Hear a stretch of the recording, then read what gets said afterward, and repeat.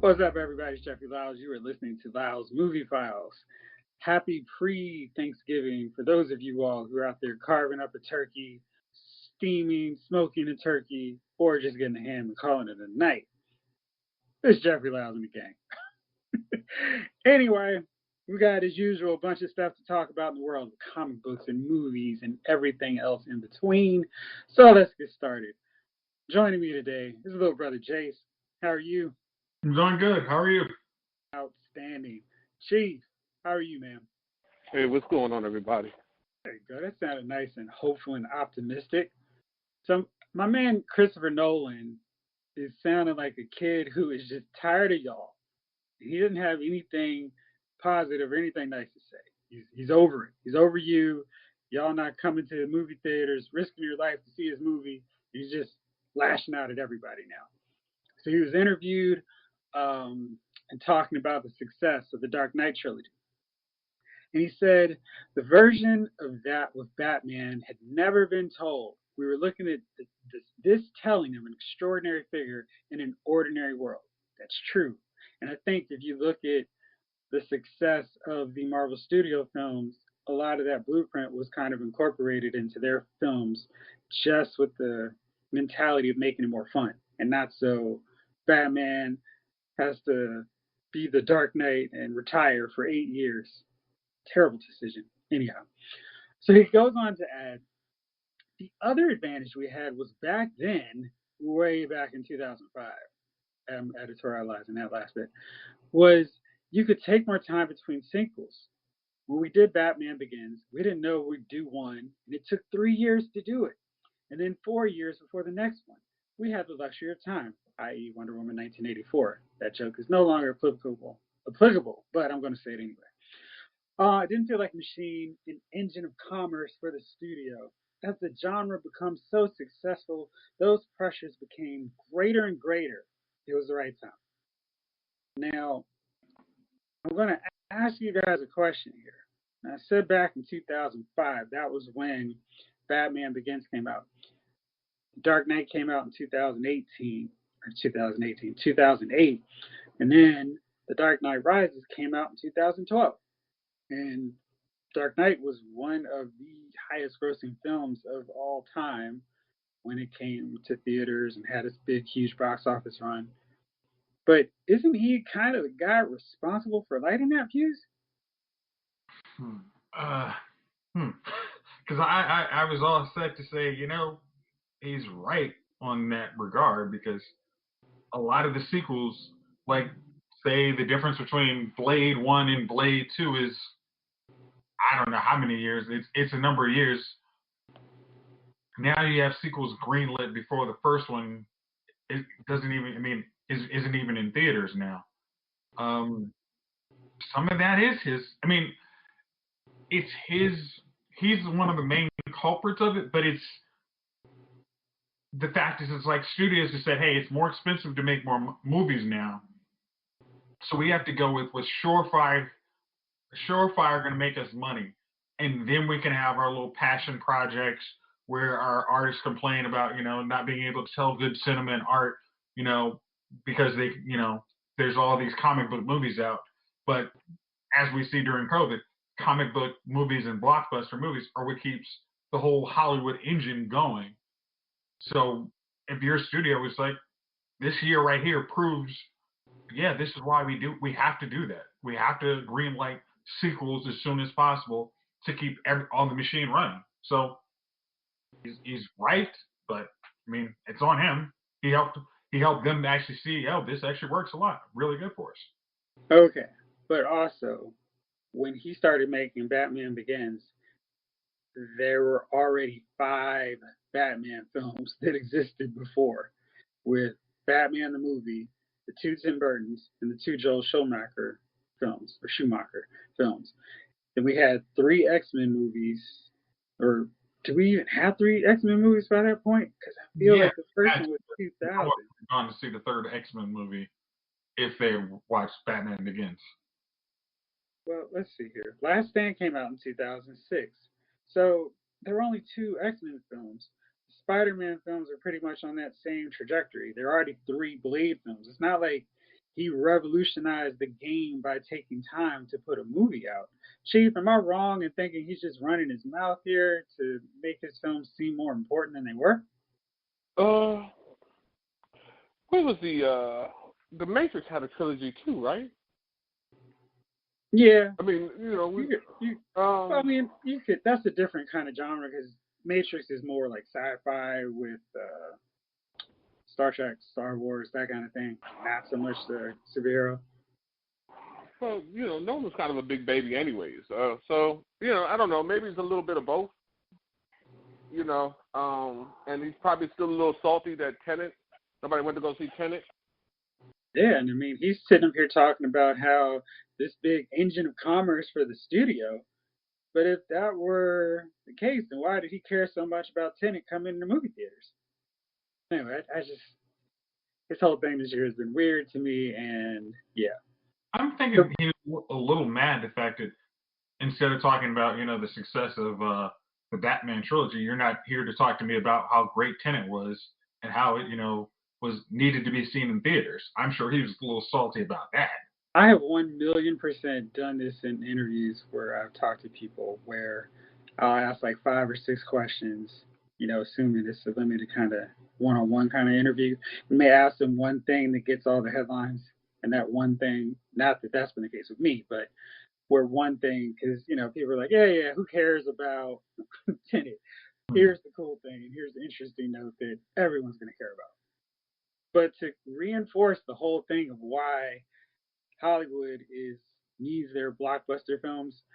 Freaky, the kind of Freaky Friday horror massacre film with Vince Vaughn, repeated as #1 at the box office. Fellas, how much money do you think Freaky earned its second weekend to top the box office?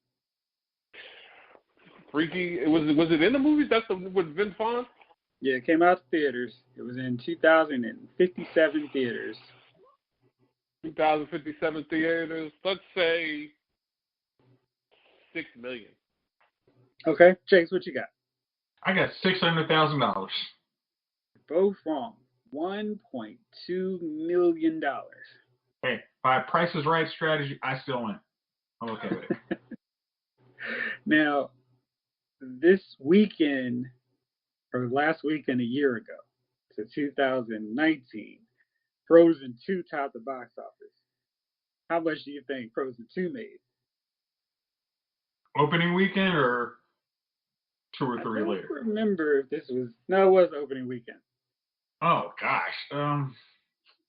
I'd have easily say 78 million, something of that nature. Chief, what's your guess? Opening weekend, what, 75, 80 million? $130 million. Yeah. So Hollywood needs its blockbusters, and it's just kind of interesting that we're like, oh, we don't need these movies. Well, it's funny. Like, I'm sure now the Academy and Oscars are yeah, maybe we need to actually recognize the movies that keep our business running. Because this, us being all snobbish, like, oh my gosh, this is art. Oh my gosh, we can't recognize these films. Now it's like, yeah, those films don't exist. Your industry's gone. I mean, most of you guys got enough money to last, but the up and coming kid who goes from Idaho to California, yeah, he needs that blockbuster to make his movie. Make his money. So. Yeah. So it's going to be very, very interesting how this plays out. I wanted to see that movie too with Vince Vaughn. Mm-hmm. I'm mad. I kept checking to see if it came out on Prime or something. I'm kind of angry that I didn't get to see it. I think it's on video on demand too, Chief. It's not just relegated to theaters. Now, because of COVID and who the heck knows what's going to happen with next year's blockbusters, Kevin Feige and the gang at Marvel Studios are reportedly spending more time and focus on their Disney Plus shows, which kind of makes sense. They're the new priority. They're the new baby, and the movies pretty much can take care of themselves now. WandaVision, there was some hope that it was going to come out in December, but apparently it's coming out in the end of January. Probably because they have enough stuff, enough content with a bunch of new animated films coming out, and no need to compete with Wonder Woman, since that's probably going to be the big thing on everybody's mind next month. It's probably a smart idea. But they've got a lot of stuff on the TV pipe. They've got Hawkeye, they've got Falcon and the Winter Soldier. Early buzz on WandaVision is that it's going to be a really big success. They're going to kind of treat it like a Modern Family office style sitcom. What do you guys think about that idea? Oh boy, your face is giving it all away, Jace. Gosh, really? I mean, I'm not gonna. I mean, I'm gonna date myself, but seriously, the office style comedy was interesting and funny 20 years ago when I was still in college. Like by the time Modern Family and all that was done, everybody was sick of seeing that format. I mean, I was sick of seeing that format. So even doing a WandaVision with Vision and maybe the kids, who knows what they're gonna do with that. I would rather see something like a combination, almost Doom Patrol, weird, just with Wanda and Vision, because like they have a whole playground they can do. I mean, play with, because Kevin Feige said, hey, we actually limited Wanda's power in the MCU, but she really does have all those powers she's supposed to have. So doing it something like in a just, hey, we're just gonna go out and in the neighborhood and all this other crap stuff. No, like get it to the point it actually can be this really good springboard. But like we've talked about this so much, like we are looking for this as this great springboard to Doctor Strange and Multiverse, and I don't want to see kind of a office springboard to that. It's like that's. I mean, I think that's going to be lame, but I may be in the minority.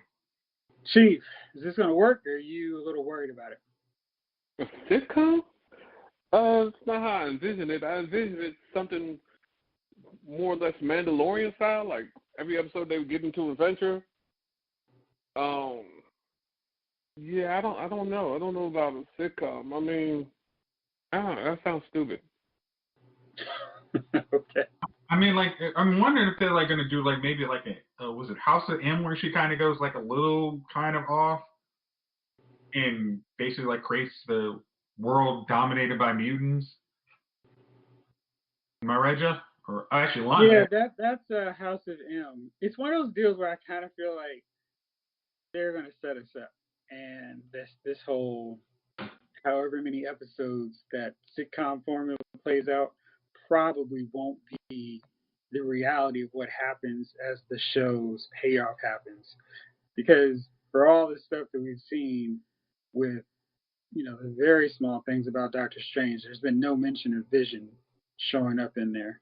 So maybe there's a reason for that, and that's why Wanda is having this sitcom life of twins with him. Who knows? But I'm curious and interested to see what happens with that one. Imagine a laugh track.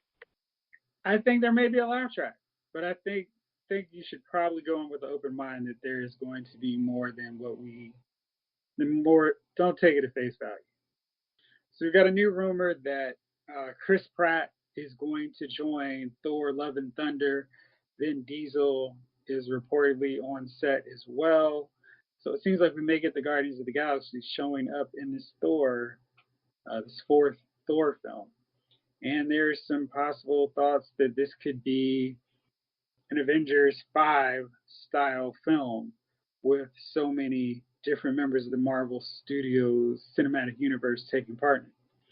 We already know we're going to get Valkyrie, so if all the Guardians are there too, who else would you want to see in this intergalactic film? New or old character coming back? I want to see Darcy come back. You want to see who? Darcy come back? Darcy is going to be in WandaVision, so I don't think she's going to be in this one.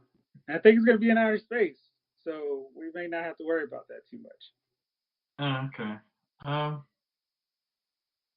mean, Yondu's dead, so I mean, maybe the guy who's running the Ravagers again, him come back. Actually, you know what? Maybe Sylvester Stallone and Michelle Yeoh. Since they are the Ravagers. I was trying to remember, but Sylvester Stallone's apparently going to be part of the Suicide Squad film, which doesn't necessarily mean he couldn't do both, but yeah. Sylvester Stallone can say, "I'm here today and I'm going there tomorrow." Everyone says, "Okay." Sure thing, Rocky. Mr. Stallone. All right, Chief. How about you? Who do you want to see show up in this thing? I don't even know, man. Well, guess we can't have the Black Panther.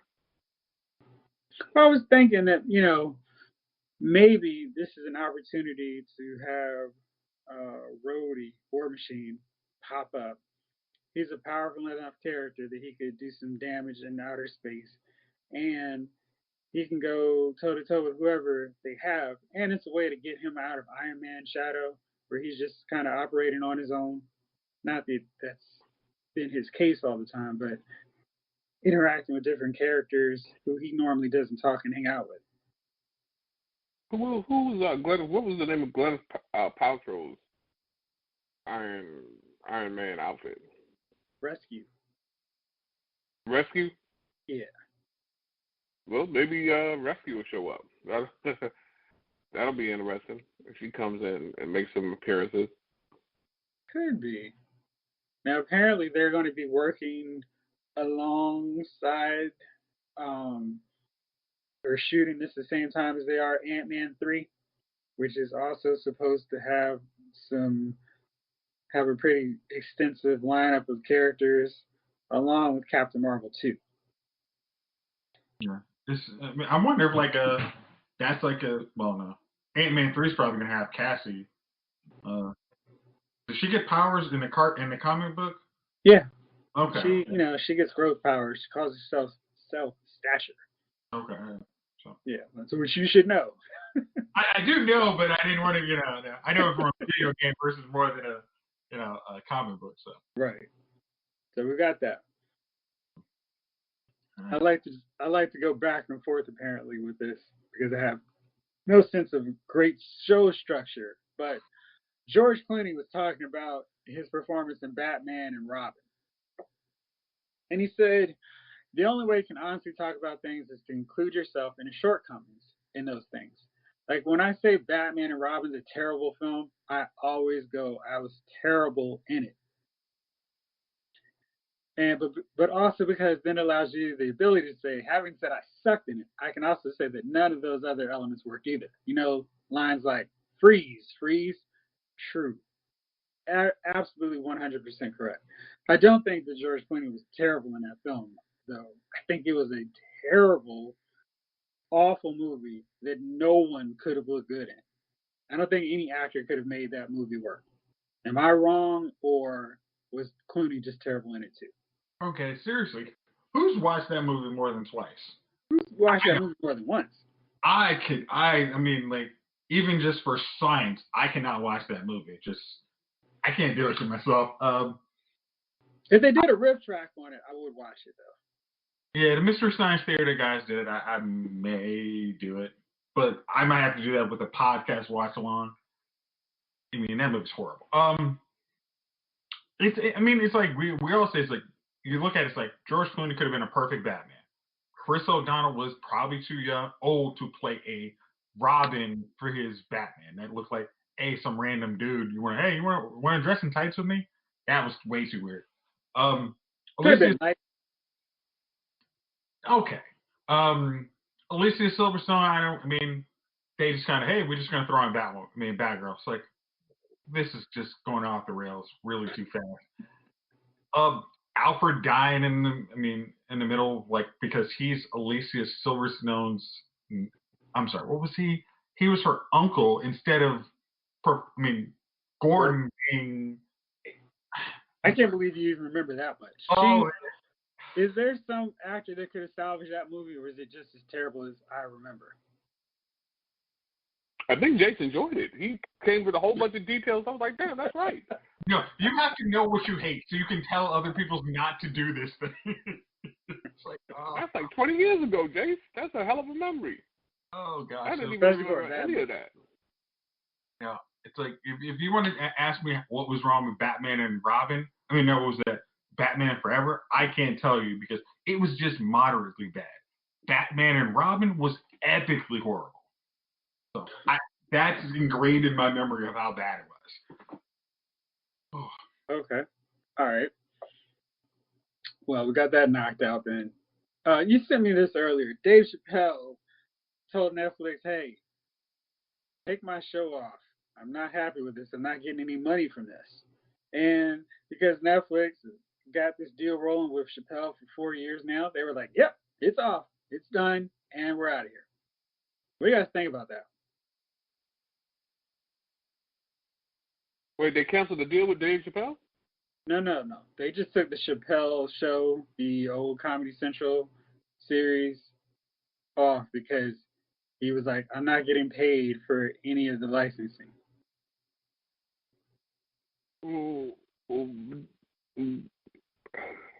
Let me read what Why he said. is it? Let me read it. So he posted on his Instagram, when I left that show, I never got paid. They, Viacom, CBS, didn't have to pay me because I signed the contract. But is that right? I found out that these people were streaming my work, and they never had to ask me or they never have to tell me. Perfectly legal because I signed the contract. But is that right? I don't think so either. That's why I like working for Netflix. I like working for Netflix because when all these bad things happened to me, that company didn't even exist. When I found out they were streaming Chappelle Show, I was furious. How could they not? How could they not? How could they not know? So you know what I did? I called them and I told them that this makes me feel bad. And you know what they did? They agreed and they would take it off their platform just so I could feel better. That's why I F with Netflix, because they paid me my money, they do what they say they're going to do, and they went above and beyond what you could expect from a businessman. They did something just because they thought that I may think that they were wrong. And I do. I think that if you're effing streaming that show, you're fencing stolen goods.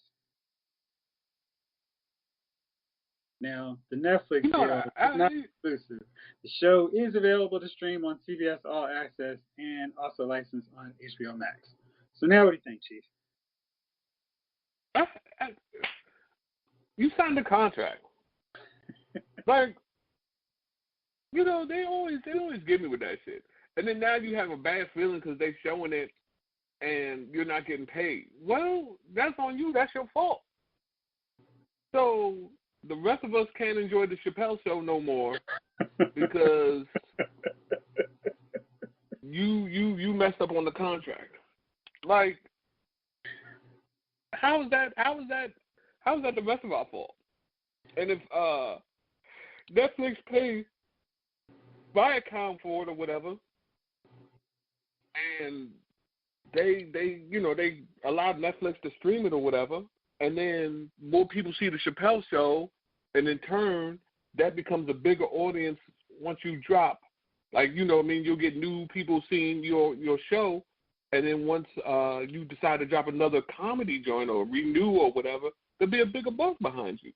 I just don't, like, imagine being able to call somewhere and get that to change because you're not comfortable with it. Like, I wish I could call, hello, is this the CEO of my company? Yeah. Listen, I'm not comfortable with my pay. I don't like it. I'm going to need you to change it. I need a $10 increase. Yeah. And, 5 weeks of vacation. No, 10 weeks. Okay. Well, we want to make you happy. Yeah. What about the contract you signed? Nah, let's not even talk about that right now. It's just, I don't feel well about it. You know?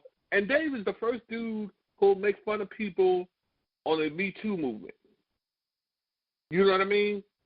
In the Me Too movement, a lot of times it's just about people who made other people feel uncomfortable. Right? I mean, ain't that like the whole, like, in an essence, the move, people who don't like something somebody else did and are speaking out against it?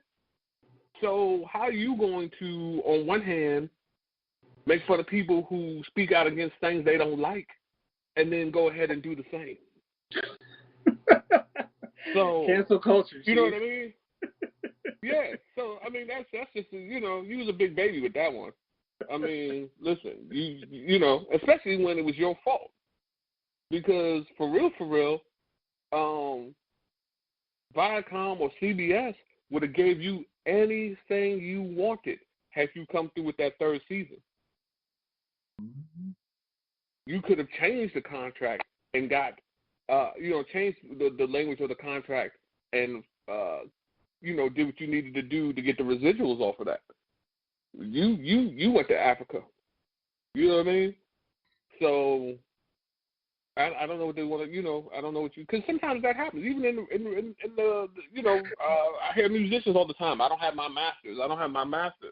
Well, the record company took a chance on you. They didn't give you your masters, which I think technically as an artist you should have your masters. But if you didn't, then if you're fired and it goes time to renegotiate that contract, get them to hand you their masters.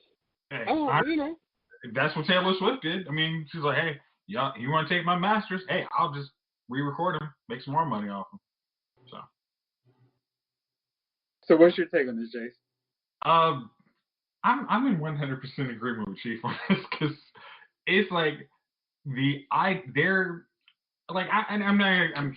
will try not to get too lawyerly on this one, which means he's about to get super lawyery, Chief. Yeah, I know. This is like saying but and don't believe everything before but. But there was really you had an option on your contract to say, hey, all future licensings I get a cut of. Because it's like every other thing on Comedy Central was going to go to CBS products. So out of that $100 million deal that you signed, it was a lot of pressure. We understand. Hey, well, 20 years ago we gave you crap on it, but it's like now you say, oh, I didn't get a cut out of it from Netflix. It's like Netflix is paying you a very healthy sum of money, and she rightfully says it's like you use your older platforms where you're not getting a cut on to, hey, I would like to get a cut on every view of Dave Chappelle after this next contract. There's nothing that stops you from doing that. I mean, it's not like he was, and I don't think he had to give back. I was not part of litigation, but it's like I don't think CBS had to give him all his money back for that contract. It's like they paid him for that contract. Especially for those first two seasons, plus that third season that did not happen. So it's like, Dave, I understand. You got some pull Netflix and use it if you have it, use it. But for me to say, gay Netflix on that, it's like, no, I'm sure there are people on Star Trek who aren't getting paid, for what they did in 1960. So I don't really have that much sympathy for you on that regard. So two things. This is why I still buy digital, or not digital. That's why I buy physical media. So if somebody's like, I don't want this anymore. Oh, there's something offensive that somebody found offensive. We're taking it off of our platform. I don't have to worry about it. I can just walk over to my shelf and get it. And Netflix, I'm not bashing Netflix, but Netflix just takes stuff up whenever they decide, or if their license deal expires. And if I'm just banking on them to have it, I'm screwed. And this is exactly why I don't just say, oh, I'll just get digital and everything, because I'm not trying to get screwed over. Second, I am 100% for people who are screwed because they signed a contract they didn't understand, or they just got messed over because they were young and just didn't have the right people around them to be like, this is a terrible contract, don't do it. My problem always comes when that same person who's bragging about their money, or yeah, I got paid. There's a clip on Instagram. He's like, yeah, I was better than those old cats at the club. Right away, it's like no humility, right? And like with Jay-Z was like 50,000 ain't nothing to do like me. I said, no more money for you, Jay-Z. I'm good. I don't care about your complaining about stuff, your exclusive, anything. At that point, cool. You've got enough money. You're good. You don't need any of mine. So I don't feel bad about you not getting money from the streaming thing. I feel like even back then, there was I was reading about a wrestler, Raven, who had a bit of a foresight to be like, yeah, I want my money for royalties for all existing and any future technology that could use my likeness. So that would cover streaming, even though no one was thinking about streaming when he signed that contract.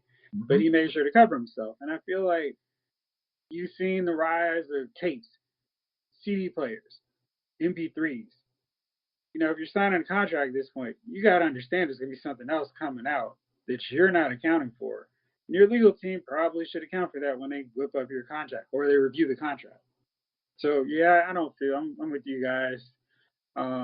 Enjoy the millions that you're making right now from Netflix, Dave. And yeah, that's pretty much all I've got on that one.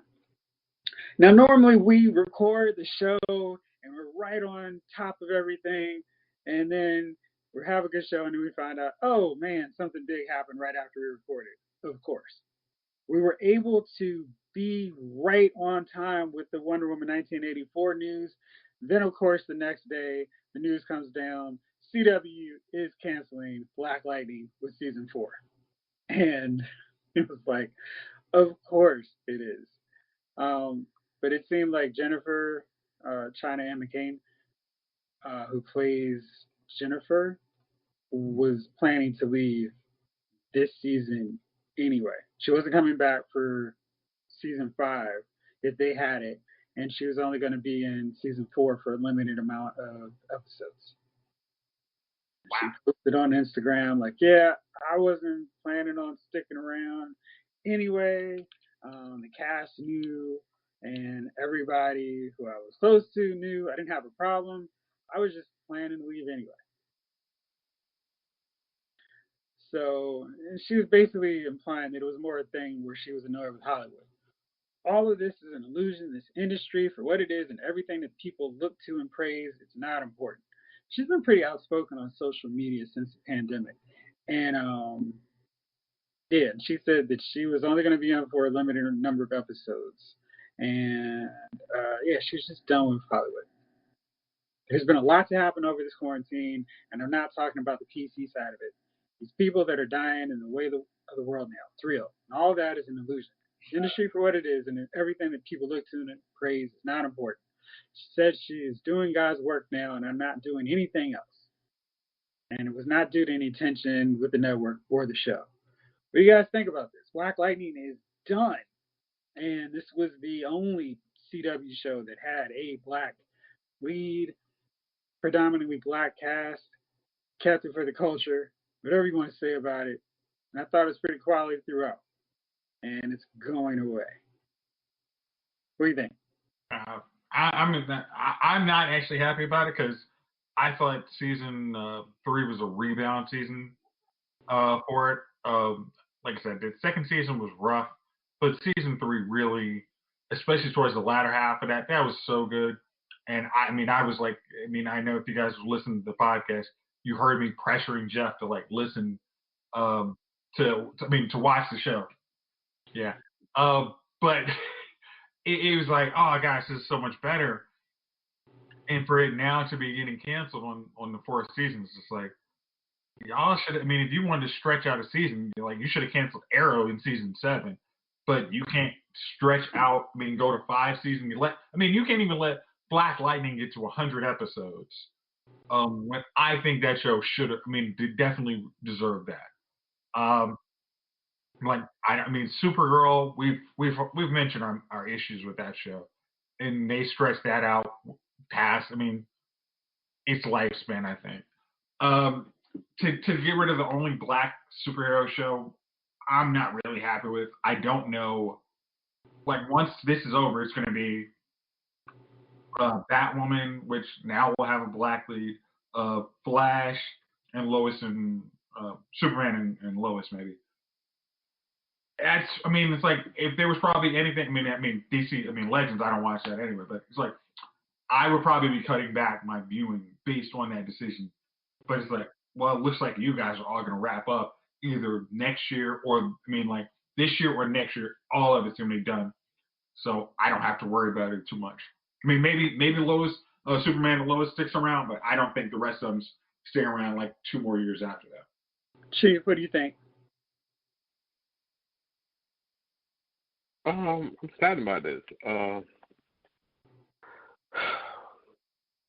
No more Nafisa.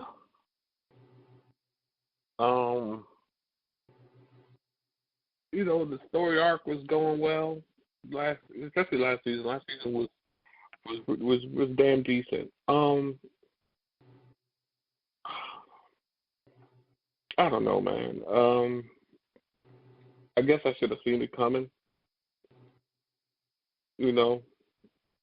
I just maybe Netflix will pick it up, like they did Lucifer or something, if there's a big enough outcry. I don't know why they did what they did, man. I don't understand it. I mean, what season is Supergirl going into? 6, I think. Yeah. Let's talk about that, and then let's see why Black Lightning didn't make it. It just doesn't make sense. But what are you gonna do, right? It's a shame though, man. It's a real shame. Black Lightning was on the. I thought it was rising, and like I said, man,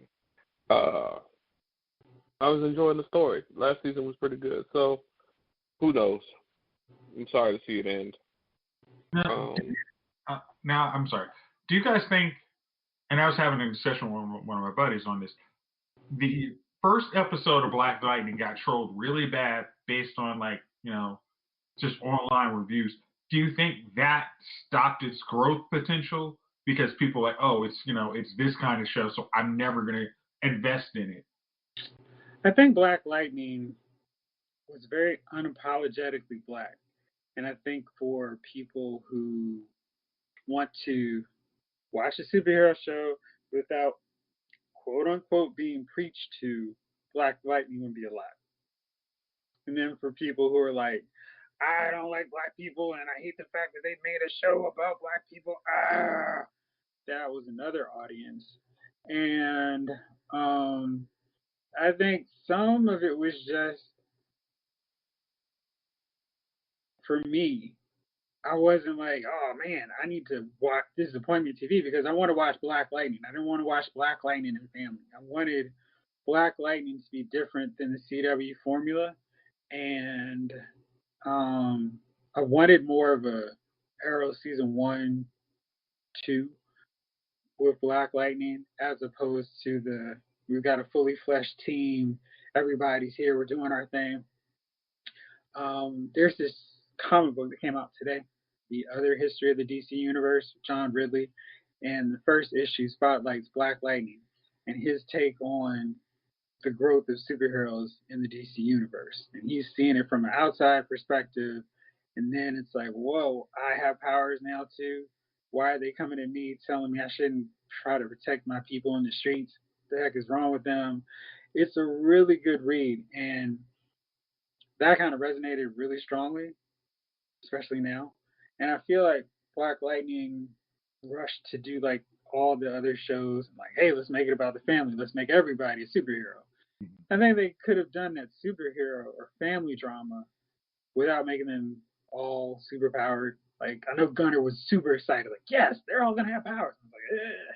That's the problem because everything is gonna revolve around everybody having powers and their different relationships in the context of their powers.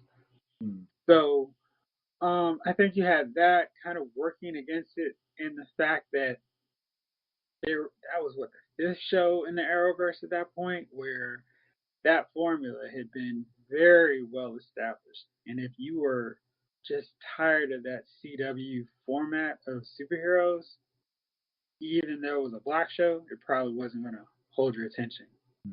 So I think there was a lot. The reviews, I think people are like, whatever. These are just, that happens because people are just trash on the internet and want to bash black shows. But I don't think people take that too serious. Okay. All right, last thing. So John Boyega had a conversation with Lucasfilm president Kathleen Kennedy, and he talked about his issues with the franchise. And this is what he said on the BBC. So I got on a phone call with Kathleen Kennedy, and she verbally showed support. And we got to have a really nice, transparent, honest conversation that is beneficial to both of us. I think these kind of conversations, you can go into the realm of sounding like you're just trying to save your own career. What is great now is that it's a conversation that anyone has access to. Now people can express themselves about this knowing that any character we love, especially in these big franchises like the Marvels and Star Wars, we love them because of the moments that they're given. We love them because of those moments and the heroic moments that these producers all decide for these characters. So we need to see that in our characters that are maybe black and from other cultures.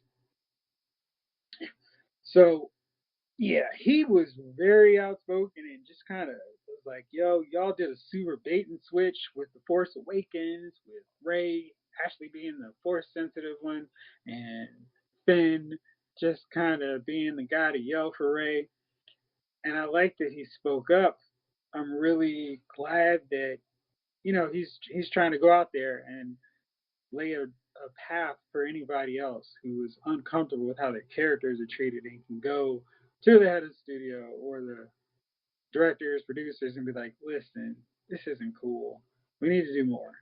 Because, man, it is, it's funny just because we're seeing more with the Snyder Cut how marginalized Cyborg and to a lesser degree Flash were in Josh Whedon's kind of cutting, slicing, and dicing of Zack Snyder's original vision. What do you guys think about what this means going forward? And do you think we will see any changes in these big budget franchises? Chief, what do you think? I mean, I don't. You know,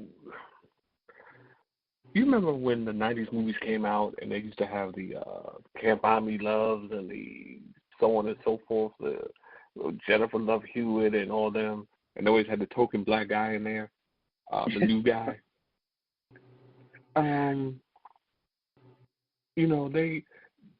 They stopped, quote unquote, giving you that token black guy like they used to, but they still give you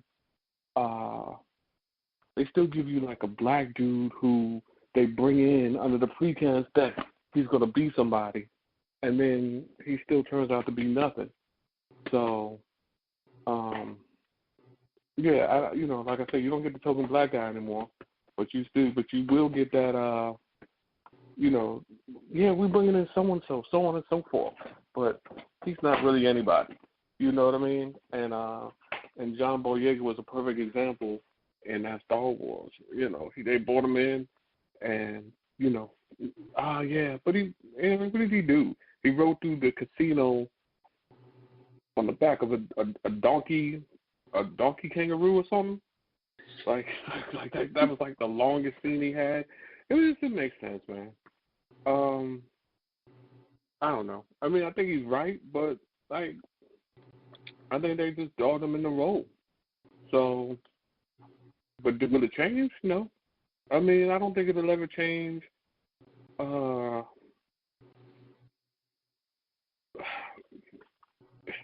I think you have to get on you have to start picking scripts because you do. I hear them, but you read the scripts. You're in the rehearsals. You know that you're not doing nothing. I think people have to start picking scripts where their character means something, and you're not signing on just because it's going to be or it's going to be this or it's going to be that. You're signing on because your character has meaning. There's a purpose, and until black people start doing that, we'll continuously get. They'll continuously be upset over these parts. You know what I mean? Yeah, I took the part I shouldn't have. Well, yeah, you probably shouldn't have, but you did. All right, James, what do you think? I love there's just going to be some people who are more outspoken about stuff they find is wrong versus folks are going to be like, I guess I need to pay rent, so I'll take this slave role, I'll take this thug role. I don't have that. I can't tell the studio this role doesn't have enough meat for the minority characters. Like John Boyega, I don't know when he decided to get this. I don't know enough about his life, but I mean, I know now he's got a deal that basically says, hey, I think it's with Netflix, where he's basically like, I'm producing movies about Nigerian culture. And it's like, okay, yeah, you've earned, I mean, your work before earned you that. But I don't think 10 years ago he would have been able to say, well, Star Wars, I think you guys should give me a bigger role versus Rey and Kylo, because I'm the guy who's on the poster with the lightsaber. It's I mean, it's just I mean, it's a power dynamics. Like somebody tells you, hey, would you like to eat tonight, or would you like to, be in a slave role? I'm thinking most people are going to say, I'd rather eat. I mean, I'd rather eat. I'd rather pay my bills. Um, Marvel's, Marvel's a good one. They're doing good. I mean, I feel they're doing good by everybody. Uh, I Star Wars. I'm hoping on the next when they actually decide to bring more Star Wars movies back, they take his suggestions to heart. It's like they don't do that bait and switch that all of us saw. I mean, we did. I mean, it's like if and I even say it's like if we saw the poster that they had in China where Finn is like this little small person with the lightsaber but BB-8's big, we might have actually been like, wait, there's something wrong here. There's something off here. But we saw this big this dude with his lightsaber, like, oh, we got a black Jedi, cool. And then he's just like everybody else, and they basically made it so everybody can wield a lightsaber by the end of it. And then on the third film, hey, I'm force sensitive, but I'm not going to tell you in the movie. It's like it was just such crap. And I'm hoping more like now after what we've done within 2020, studio heads and execs are listening more and will choose to go in a more positive direction. I hope that is what they do. I don't know if they will though. All right, I'm going to try to limit my bashing of this sequel trilogy to 30 seconds. Ooh, give yourself at least a minute and a half. All right.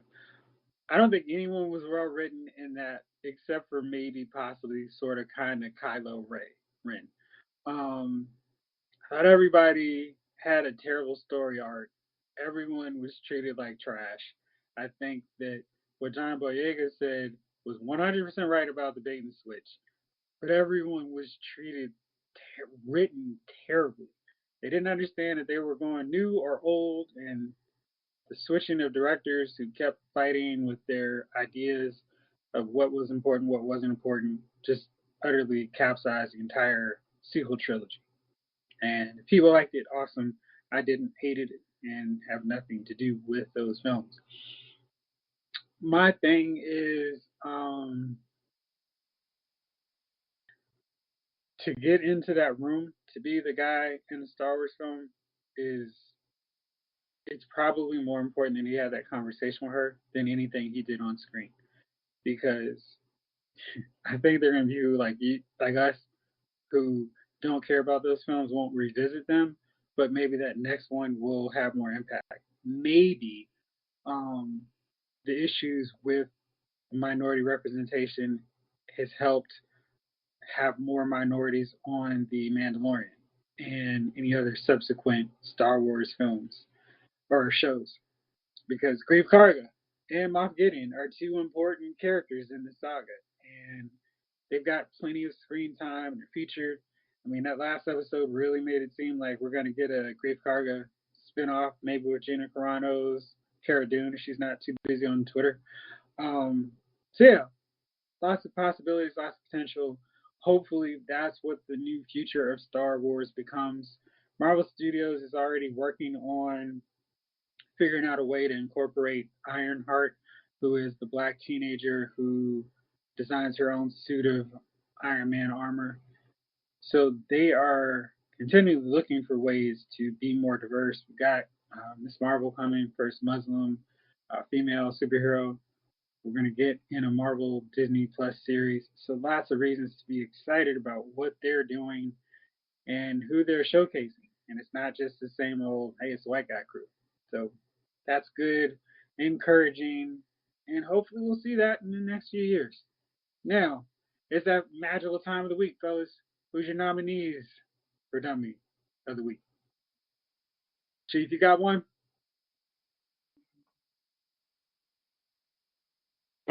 Do I have any dummy of the week this week? I think, I don't know if it was this week. I didn't get to speak last week. But my dummy of the week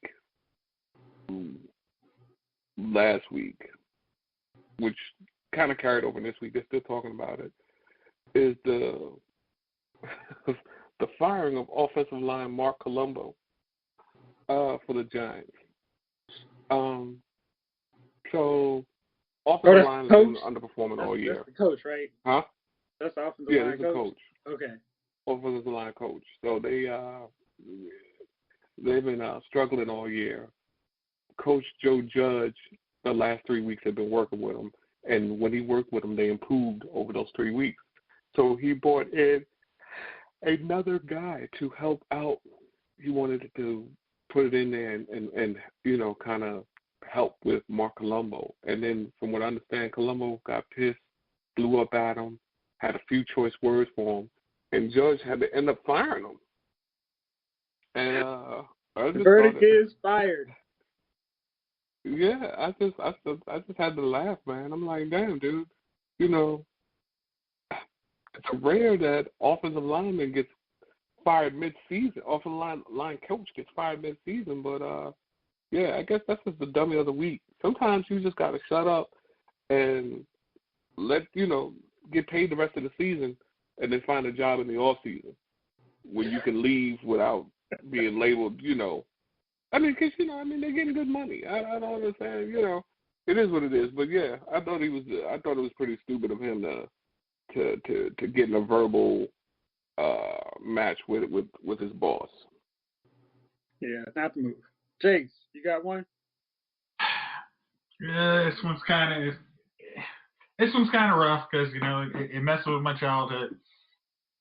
But my dummy of the week is one Mr. Ricky Schroeder.